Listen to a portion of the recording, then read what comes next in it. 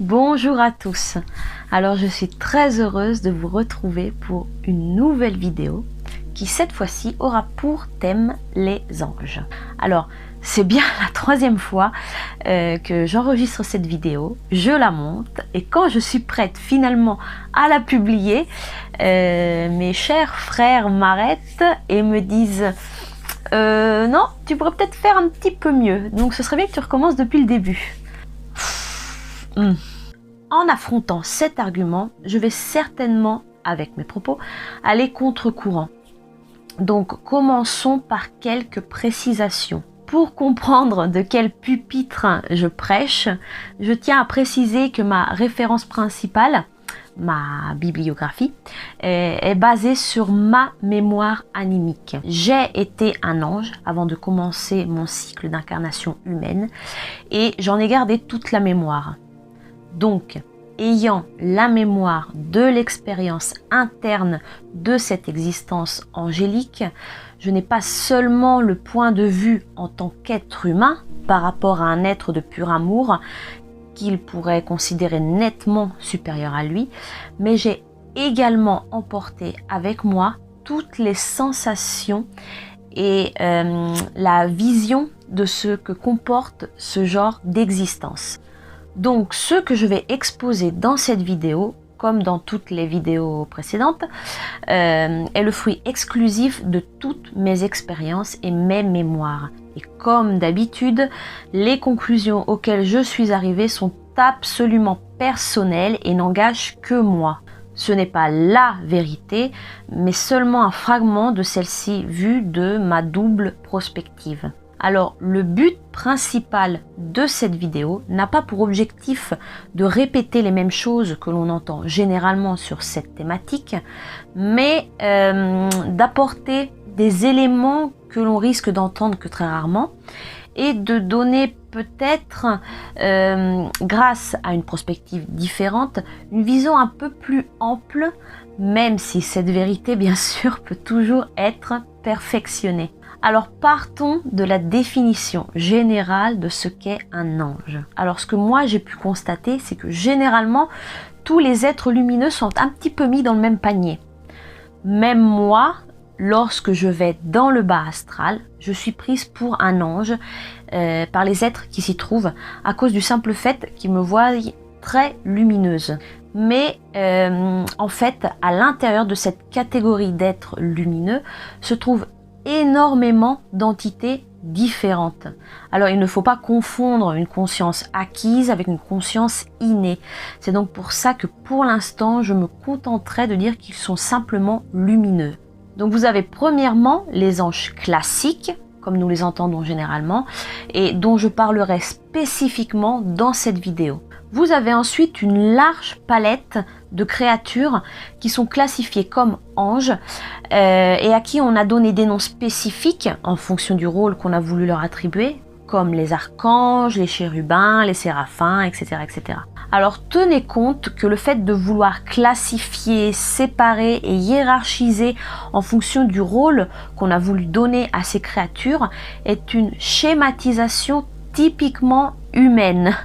Donc, il rentre également en compte dans ce processus de classification le fait que l'être humain, pour s'identifier, a besoin de donner des traits de caractère typiquement humains aux créatures qui peuplent l'invisible jusqu'à Dieu, afin de se sentir digne, par exemple, d'accéder à un présumé paradis. Donc, au fil des siècles, s'est créée une image qui s'est éloignée petit à petit de la réalité et on a obtenu une espèce de pot-pourri de diverses cultures et de diverses religions. Ce qu'il faut savoir aussi, c'est qu'à un certain niveau de conscience, il n'existe plus une hiérarchie de type verticale, mais la hiérarchie devient horizontale. Alors, qu'est-ce que ça signifie ? Ça veut dire qu'il n'existe plus une entité qui est supérieure à une autre, mais il se met en place un système d'entraide et de symbiose entre les entités et aucune d'entre elles ne l'emporte sur l'autre.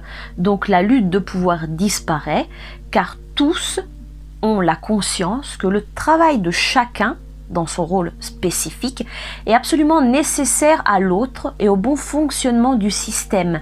Et ils travaillent donc ensemble dans une parfaite synchronicité, un peu comme ces vols d'oiseaux synchronisés que l'on voit de temps en temps danser au-dessus de nos campagnes. Alors je tiens à faire une autre précisation. Alors, il existe certainement des paroles dans le langage humain pour définir et classifier ce que moi j'appelle un ange simple, mais n'étant pas une spécialiste de la terminologie angélique, je ne sais pas auxquelles ils correspondent en fait. Donc j'ai les idées très claires sur les fréquences ressenties par rapport à eux et comment tous les distinguer par rapport à leur fonction, mais ces dimensions qui sont faites d'énergie, à l'intérieur de ces dimensions qui sont faites seulement d'énergie, le seul langage qui existe est celui vibrationnel. Donc il n'existe pas de nom et de mots pour les définir et les distinguer. C'est donc pour ça que je n'ai pas très bien en tête la hiérarchie que l'être humain leur a attribuée ou a mis en place à travers les siècles. L'être humain peu attentif ou peu connecté mettra également dans la catégorie des êtres lumineux, donc les maîtres ascensionnés, ainsi que toutes les civilisations non terriennes, plus communément appelées extraterrestres, qui ont une conscience beaucoup plus avancée par rapport à l'être humain. Mais généralement, la confusion entre toutes ces créatures a lieu à travers des états de conscience altérés, comme la méditation ou le voyage astral, ou bien avec des connexions spontanées, comme dans le cas de médiums. Mais ces énergies étant toutes très similaires, si l'on n'a pas l'habitude d'interagir spécifiquement avec chacune d'entre elles, il est très facile de les confondre. Alors pour faire un exemple, c'est comme si lorsque de loin vous pouvez observer un immeuble en pleine nuit qui a une lumière unique et très brillante parce que vous êtes trop loin dans l'observation et où vous n'arrivez pas à distinguer la lumière qui brille de chaque appartement. Donc c'est seulement en vous approchant un peu plus de cet immeuble que vous commencerez à distinguer chaque lumière de chaque fenêtre d'appartement et vous vous rendrez compte qu'une d'elles a une lumière un petit peu plus jaune, une autre est un petit peu plus blanche, quelques-unes sont légèrement rouges et quelques autres sont vertes. Mais vous n'arriverez à faire cette distinction que si vous vous approchez assez pour noter les différences. Donc il faut faire une distinction entre toutes ces entités. Alors, avant de commencer mon cycle d'incarnation dans cette dimension, donc la Terre, je faisais partie de cette catégorie que moi j'appelle ange simple.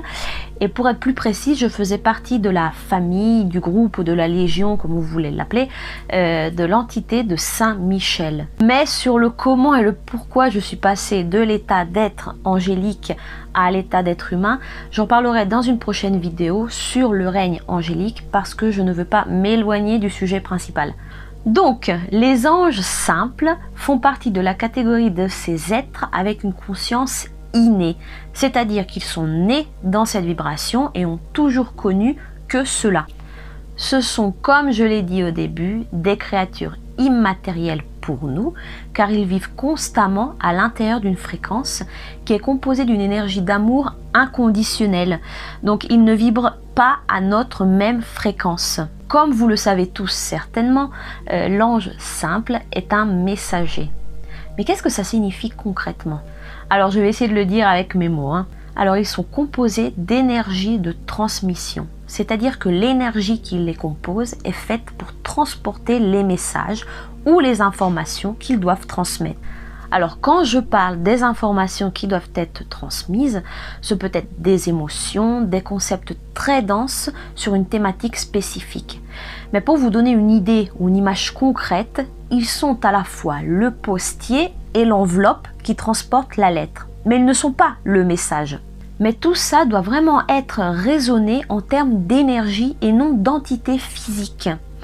Pour pouvoir passer ces mêmes informations, ils doivent ou se connecter à une personne qui est compatible avec leur niveau vibrationnel et qui sont donc capables de capter leur message, ou bien dans de très rares cas, ils doivent s'incarner pour pouvoir ensuite permettre à l'énergie de l'information qu'ils transportent de se matérialiser. Et pour mieux vous faire comprendre ce concept, je ferai dans la prochaine vidéo un exemple concret. Alors il existe d'innombrables moyens d'entrer en communication avec eux. Vous pouvez utiliser des techniques qui vous mettent dans un état de conscience alterné, comme la prière, la méditation, le voyage astral. Mais il existe sur le marché assez de livres, de vidéos et de films qui expliquent comment entrer en contact avec eux. Donc je vais éviter de m'attarder sur ce sujet qui n'est pas de ma compétence. Les ailes que l'on leur attribue sont en réalité la manifestation de la radiation de leur énergie vitale, car ils sont de pure énergie et donc n'ont pas de forme spécifiquement humaine. Alors un ange peut être comparé à un petit enfant très ingénu. Un ange n'a jamais eu d'expérience directe avec les basses vibrations, car comme je l'avais expliqué dans une vidéo précédente, la dimension où ils vivent a une fourchette vibrationnelle très réduite.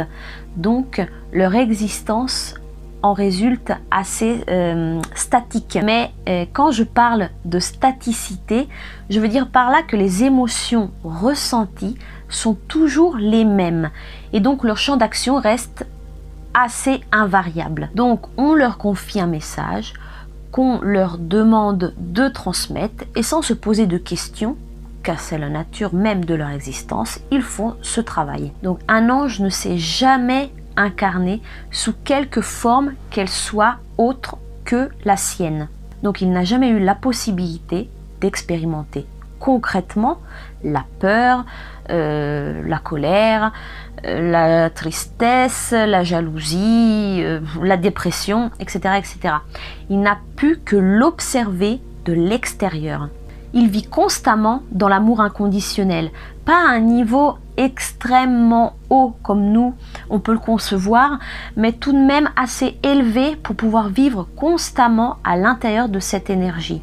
Les âmes qui s'incarnent dans des corps d'êtres humains et viennent apprendre ce qu'est par exemple la compassion, viennent expérimenter ce qu'est cette énergie à un niveau extrêmement profond. Et pour le comprendre à un niveau de telle profondeur, il faut passer à travers des énergies de basse vibration pour en comprendre son extrême beauté. Alors que les anges sont nés là-dedans, ils y sont constamment. Donc c'est comme ça et c'est tout, ils ne se posent pas plus de questions. C'est donc pour ça qu'au début, j'ai dit qu'ils avaient une conscience innée et non acquise. Ils restent toujours des observateurs externes. Ils ne pourront jamais comprendre profondément ce que signifie ressentir des vibrations de basse fréquence. Ils ne réussissent pas non plus à rester plus d'un certain temps près de la troisième dimension. Parce que la condensation de l'énergie en matière est très douloureuse et donc ils font des continus aller et retour entre leur fréquence et la fréquence terrestre. Donc c'est pour ça que généralement on a plusieurs anges à nos côtés parce que ça leur permet de se relayer ou d'amplifier leur champ d'action qui reste tout de même limité à la sphère énergétique. Alors en ce qui nous concerne, leur champ d'action pourrait être comparé à une simple main amicale qui de temps en temps nous donne une tape sur le dos pour nous réconforter et nous motiver, mais ils n'ont pas réellement de possibilité d'intervenir matériellement dans notre monde. Alors pour comprendre cette affirmation, généralement j'utilise cette image. Alors imaginez qu'un ange soit comme une personne extrêmement riche qui a toujours vécu dans une merveilleuse maison avec des personnes merveilleuses, constamment entourées d'amour et qui n'a connu que ce genre d'existence. Alors de temps en temps, cette même personne regarde par sa fenêtre et observe un sans domicile fixe qui dort devant chez lui, dans le froid, dans la neige, qui a des difficultés pour se nourrir, qui est sale avec des vêtements tout déchirés et qui a une santé très fragile. Donc cette même personne, de temps en temps, ouvre sa fenêtre et en regardant ce sans-abri, lui dit avec un grand sourire « Ne t'inquiète pas, tout ira bien » et referme sa fenêtre. Mais en fait, il fait ça parce que c'est la seule chose qu'il est capable de faire, non pas par méchanceté ou manque de volonté, mais parce que son ingéniosité et son type de conscience font en sorte qu'il n'arrive pas à imaginer concrètement, matériellement, la douleur physique et émotive.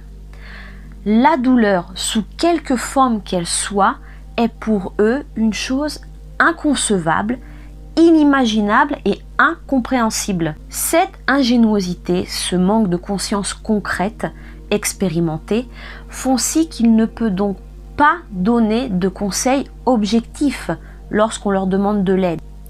Alors à ce propos, je tiens aussi à préciser qu'ils interviennent seulement lorsqu'on demande du soutien, de manière consciente ou inconsciente, car ils ne peuvent pas agir sur nous sans notre consentement et violer notre libre arbitre. Donc quelquefois quand je vois écrit ou que j'entends dire qu'ils sont la main vengeresse et destructrice de Dieu, ça me donne légèrement envie de pleurer parce que on retombe à nouveau dans l'attribution à Dieu ou des anges des deux caractéristiques humaines. Alors si on veut revenir à des schémas humains de comparaison et de classification pour mieux comprendre, pour ma part, j'ai tendance à considérer que n'importe quel être humain incarné, même une personne que l'on peut considérer comme mauvaise, aura toujours plus de conscience qu'un ange parce qu'elle aura expérimenté personnellement les émotions de basse vibration. Donc oui, certes, quand elle lâchera son corps après 1, 10 ou 100 incarnations humaines, peut-être qu'elle continuera à finir dans des dimensions que l'on peut appeler enfer ou purgatoire, mais à la fin de son cycle, quand elle aura assimilé toutes les émotions qu'elle est venue expérimenter, sa conscience sera telle qu'elle ira dans une dimension beaucoup plus haute que celle des anges. Mais en se rappelant bien sûr qu'à un certain niveau, il n'y a pas de plus haut ou plus bas que les autres. Mais c'est vraiment une idée pour vous faire comprendre ce que je suis en train de dire.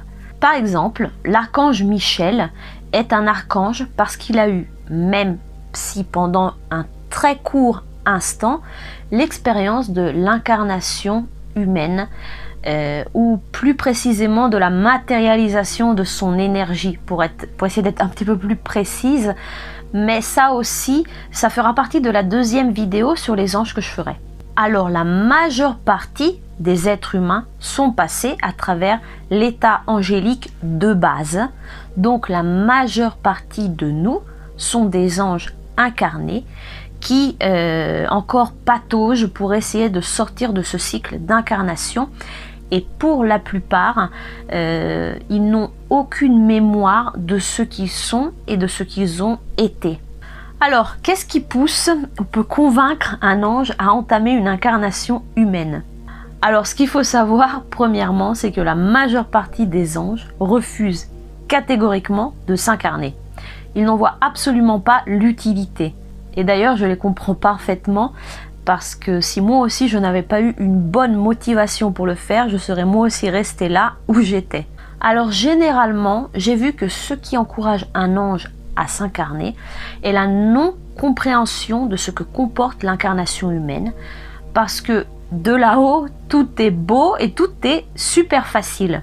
Alors je dois admettre malheureusement que moi-même, à chaque fois que l'on me demande de venir ici pour faire un travail spécifique, je dis qu'il n'y a aucun problème, que je peux tout faire, que ce sera très facile, et à chaque fois que je suis ici, ensuite, je me maudis d'avoir accepté de retourner encore une fois. Alors un autre élément est l'extrême compassion, la compassion ingénue pour les êtres humains et l'envie de contribuer en quelque sorte à les aider.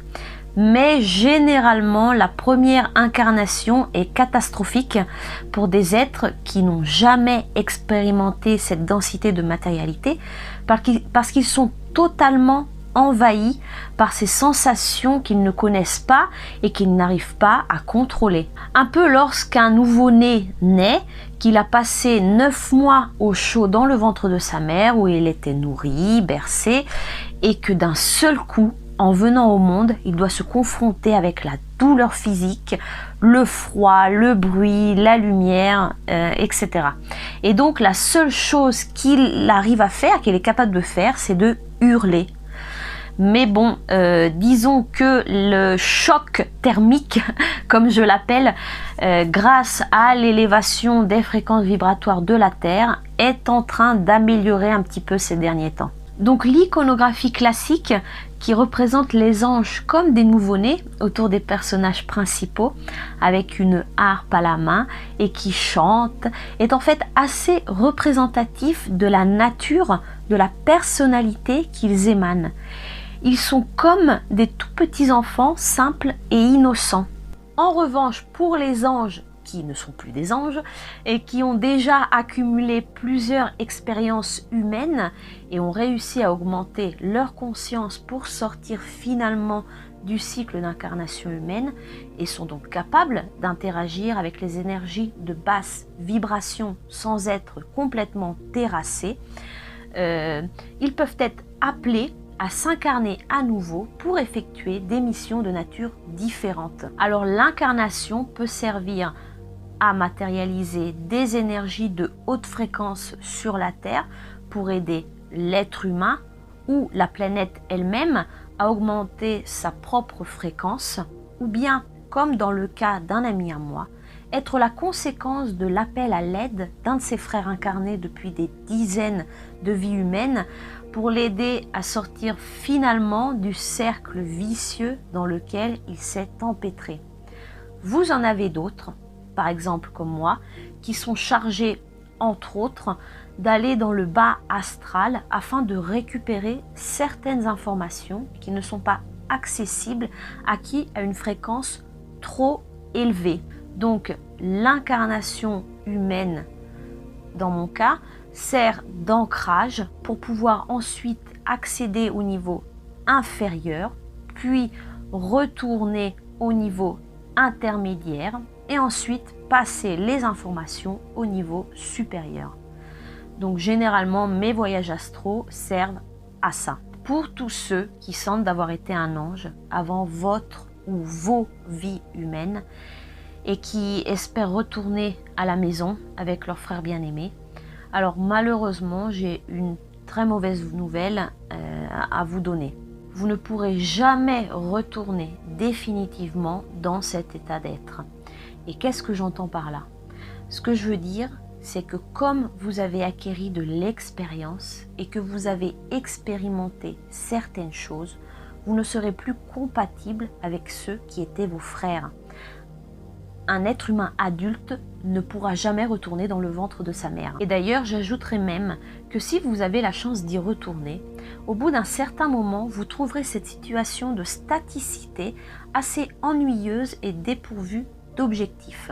Alors vous pourrez communiquer avec eux, avoir des échanges, mais cet état de conscience ne sera plus la vôtre. Vous irez peut-être avec les archanges, les maîtres ascensionnés, ou bien les Syriens, etc., etc. Alors je sais que ça peut être très dur à entendre, et on peut se sentir trahi par cette affirmation, comme j'ai pu moi aussi l'être, parce que lorsqu'un ange s'incarne, il n'a pas la conscience qu'une fois qu'il a entamé ce processus, il ne pourra pas retourner en arrière. Et c'est quelque chose d'inimaginable pour lui. Alors pour parler de mon expérience, ce que je peux dire, c'est que pendant très longtemps, j'ai porté moi-même ce traumatisme émotionnel avec moi. Ce qui m'a souvent mise en colère contre eux et qui continue malheureusement de temps en temps encore maintenant, c'est que quand je me sens émotionnellement au plus bas, la seule chose qu'ils savent me répondre, c'est « Ne t'inquiète pas, tout ira bien ». Ou alors, si tu faisais ceci ou cela, tout irait mieux. Alors généralement, quand ils me sortent ce genre de phrase, surtout la deuxième, je dois admettre, je leur réponds gentiment que s'ils pensent que c'est si facile que ça, ou qu'ils ne sont pas contents du travail que je fais, ils n'ont qu'à descendre et venir le faire à ma place. Donc ça, c'est malheureusement ma partie humaine qui se froisse Et la nostalgie de cette béatitude est assez douloureuse pour moi encore aujourd'hui. Mais même si on se chamaille de temps en temps, bon, c'est une façon de dire bien sûr, en fait j'ai beaucoup de compassion et beaucoup d'amour pour eux. Donc en plus de la colère que j'éprouvais pendant pas mal de temps, je dois admettre, j'étais surtout accompagnée par une sensation de jalousie, de mépris envers eux, mais surtout d'injustice. Alors là, je vais sortir mon meilleur jeu d'actrice pour imiter ma partie humaine blessée. Moi, je m'étais sacrifiée pour la planète et l'être humain, et ça, c'était la récompense que j'avais obtenue. Ne plus pouvoir rentrer à la maison, de ressentir constamment de la douleur physique et émotionnelle, alors que eux, qui ont toujours refusé de s'incarner, même s'ils ont beaucoup de travail à faire dans leur domaine et ils sont fondamentaux, je les ai longtemps considérés comme des lâches. Et grâce à leur lâcheté, ils avaient le privilège de rester dans cette dimension d'amour inconditionnel. Pour moi, ça a été pendant très longtemps une injustice insupportable. Mais bon, on y travaille, on essaye de guérir cette partie blessée, même si bien sûr le travail est très long et qu'il n'est pas totalement terminé. Donc voilà, je pense que j'ai fait le tour de tout ce que j'avais à dire sur cet argument. Si vous trouvez du soulagement et du réconfort dans votre vie quotidienne à pratiquer la prière, à leur demander des conseils, je vous encourage à le faire. Mais il est peut-être préférable de vous adresser à des entités qui ont une compétence spécifique dans le domaine dont vous avez besoin. Alors bien sûr, cette vidéo n'a absolument pas pour but de détruire l'image des anges, mais au contraire de leur redonner leur juste place et leur juste valeur. Comme je l'ai dit au début de la vidéo, leur existence est fondamentale et ils font un travail énorme comme tant d'autres.